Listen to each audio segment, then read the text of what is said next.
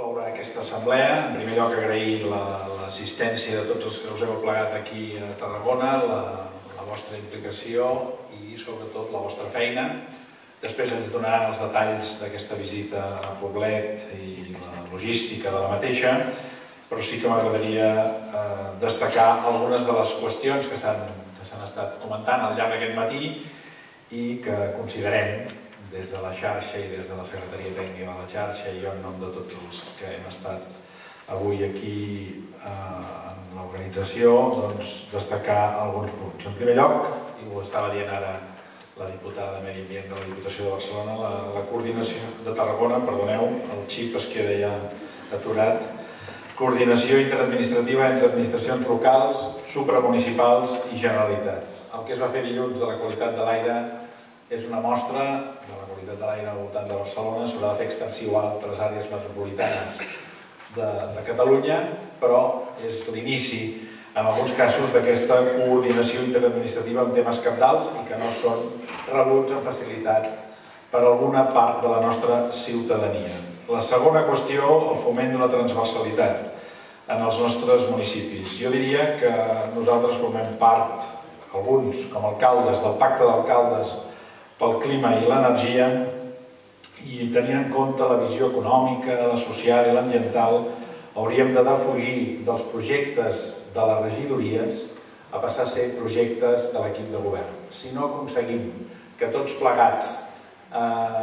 contagiem des de les regidories i des dels tècnics de medi ambient, però contagiem a la resta de membres de l'equip de govern i, si és possible, a tots els que formen part del consistori, és a dir, als diversos grups municipals de l'oposició,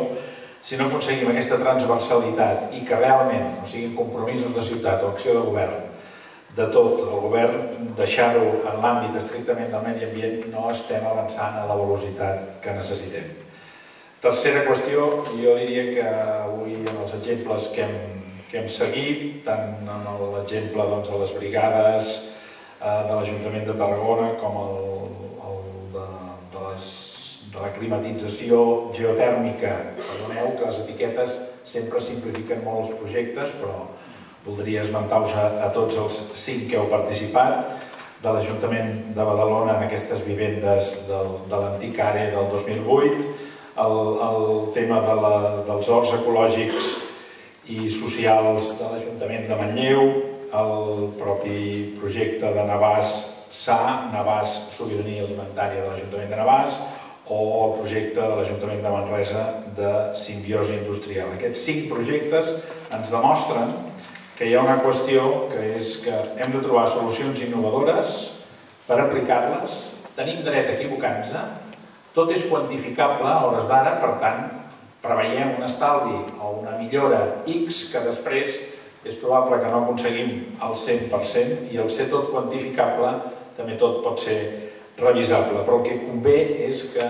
fem plantejaments agosarats, innovadors i que a vegades tenen la complacència d'algun secretari però l'oposició de molts secretaris i interventors. I aquí és on nosaltres hem de fer valdre la força del medi ambient i la urgència de les mesures a adoptar, recolzades, reforçades i inspirades des de la xarxa de la que formem part com a ajuntaments. El quart aspecte que jo crec que hauríem de tenir molt clar, i també s'ha dit en alguna intervenció, és que la complicitat per incentivar projectes sostenibles en els nostres territoris necessitem d'aliances amb el sector privat. No podem fer els plantejaments estrictament des de l'administració si no comptem en alguns casos, en molts casos, amb la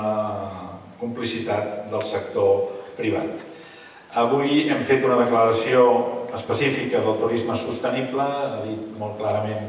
la Rosa Serra els 2 puntals del turisme sostenible en aquesta declaració del 2017 i que anomenem Declaració de Tarragona. I aquesta declaració de Tarragona per un turisme sostenible i compartit se sosté sobre 2 elements, la sostenibilitat i l'accessibilitat. A hores d'ara no podem plantejar cap nova infraestructura, ni pública ni privada, que no tingui en compte tant la sostenibilitat com l'accessibilitat, i això serà la millor manera d'aplicar aquesta declaració de Tarragona que avui unànimament